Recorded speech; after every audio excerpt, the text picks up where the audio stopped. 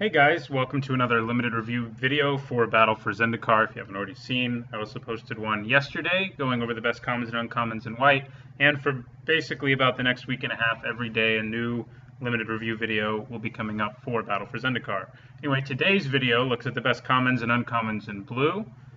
For limited, I look at these because they're the cards that are going to determine which colors are the strongest are the commons and uncommons, because you're going to see more of them than the rares. So this is always a good exercise for sort of figuring out what cards that you see are still in packs, can tell you which cards, like if you see these cards, it means those colors are open, and it's also a good exercise for knowing kind of what you should pick, what a high pick is and what isn't. So for me, I think the third best blue uncommon is probably Coastal Discovery. 4 mana to draw 2 cards is pretty steep, but the flexibility that Awaken allows is pretty good. Drawing 2 cards is always good, of course. It doesn't affect the board immediately, and that's sort of the setback.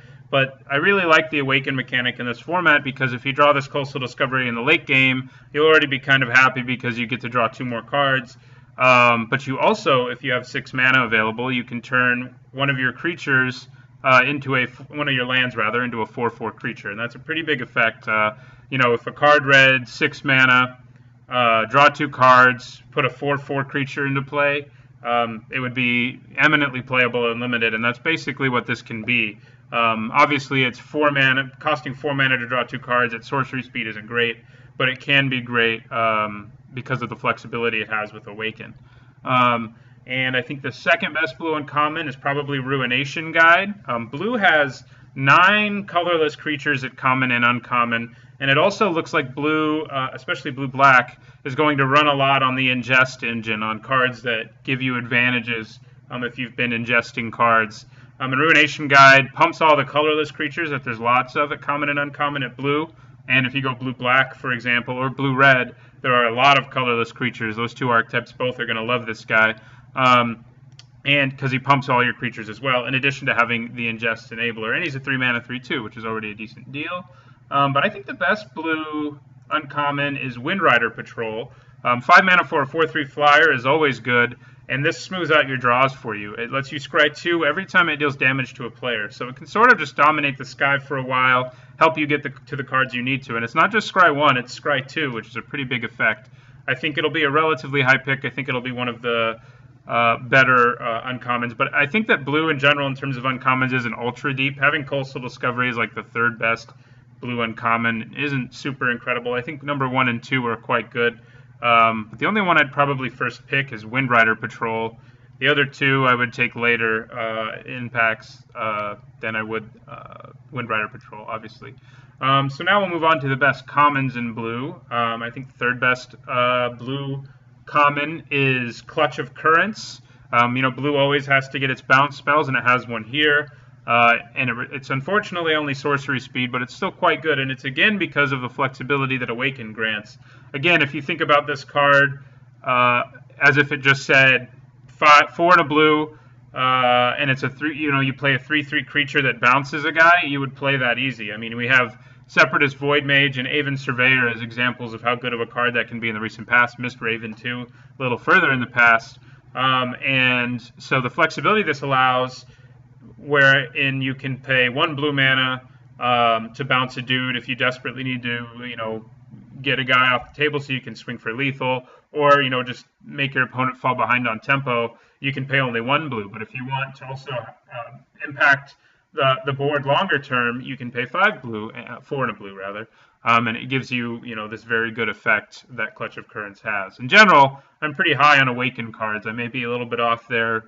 I kind of look at them all as split cards, and I like that the flexibility they allow. And we'll see whether or not I'm right when the format actually begins. The second best blue card at common is Eldrazi Sky Spawner, I think.